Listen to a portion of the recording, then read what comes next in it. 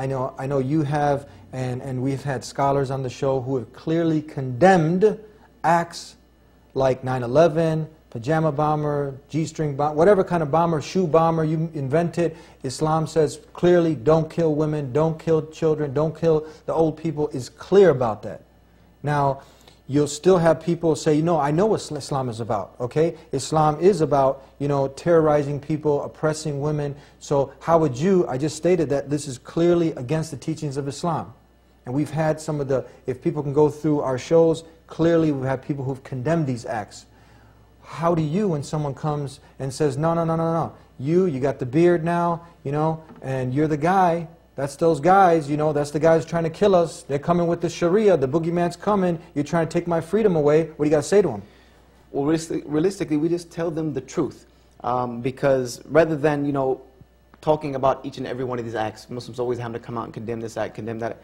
The easier thing is to, like I said, tell people what Islam is really about and what Islam is not about. Then that puts a blanket, you know, statement over all of these things. So if anything comes into this that's not that, then it's not Islam. For instance, we know that Islam is a way of life that means submitting oneself to your Creator each and every single day in obedience to Him in order to obtain peace in my life, in order to obtain peace in the next life. This is the meaning of Islam itself. And a Muslim only means someone who does Islam.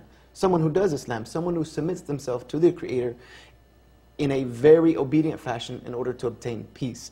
Now, to say that I'm going to submit myself to my Creator in order to obtain peace through violence and through killing innocents and doing things which God Himself has forbidden is very illogical. Even for me to say that is illogical. I have made statements that take me out of the fold of Islam.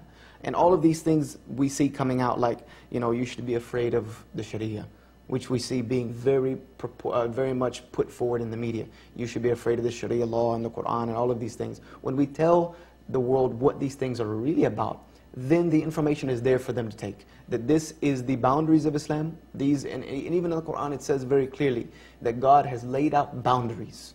He has laid out boundaries. These are considered His boundary points. Do not transgress beyond them, for if you do, you will be a rebellious sinner. So we have to let people know, not only give this information to Muslims who may be unaware, but tell non-Muslims who may be unaware. These are the boundaries of Islam. If anything is outside of this, it's not Islam. And most of the things they are being put forward that are supposedly done by Muslims or supposedly done in the name of Islam, you will find are outside of those boundaries. So they are not within the religion of Islam. So we don't really need to go on about every single shoe bomber, whatever bomber, this, that, and the other, because we can just say, look, we've given you a clear description of what Islam is and what Islam is not. You can see very clearly this is on the outside, or you can see this is on the inside. So the information can be readily available to the public. A statement that we've heard some people such as Glenn Beck and O'Reilly and all these other people, they say Muslims killed us on 9/11. This is a blanket statement. And they'll say also, and we know a Muslim is simply one. Jesus was a Muslim. Abraham, Moses, Noah, John the Baptist, Isaac, Ishmael, they were all Muslims. Someone says, how's that? Because they all submitted to the one God. They did Islam. Islam means to submit, to get peace by submitting to that Creator who created all that exists. They'll say, you know what, okay, you know, and you'll hear this a lot. So I'm going to put it on you right now because we're asking those tough questions. All Muslims, they're not terrorists, but all terrorists are Muslims. How would you answer that? That's a very unfortunate statement because it is very contradictory to fact. And this is the real way to sift through this information, is let the, you know, as they say, put out the facts and let the cards fall where they may. You know, and unfortunately this ideology is very much tempted to distract people from the real message of Islam, to keep us continually on the defensive, you know, so that the real message of Islam does not get conveyed. So the way we can, you know, take care of both of these issues is by telling the real message of Islam in order to dispel these myths and misinformations. To say that all terrorists are Muslims is just very plainly contradictory to factual information, even amongst, you know, recent history.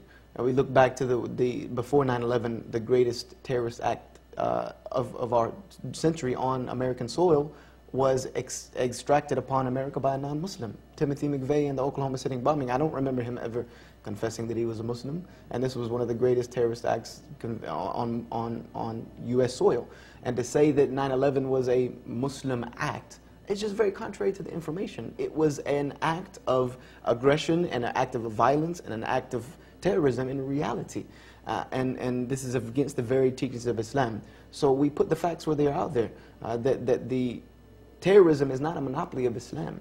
And even though we do have, and we have to put the information clearly, that there are a small percentage of the Muslim population who may have some extreme ideas and may have twisted Islam a little bit, or a great extent, to use violence to vent their frustrations and aggressions, but do it in a manner that is not according to the religion of Islam, then we have to be clear about that too, that they have stepped outside of the boundaries.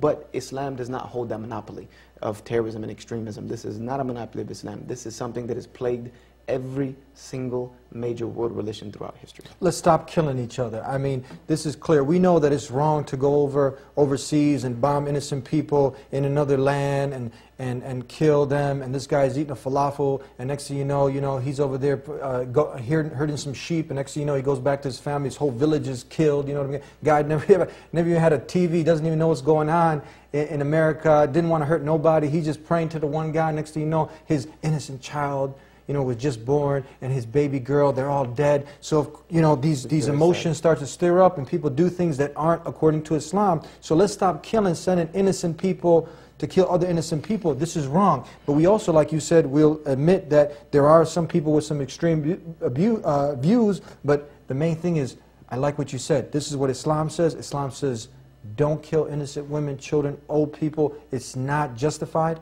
Yes. That's clear. It's very clear. Yeah.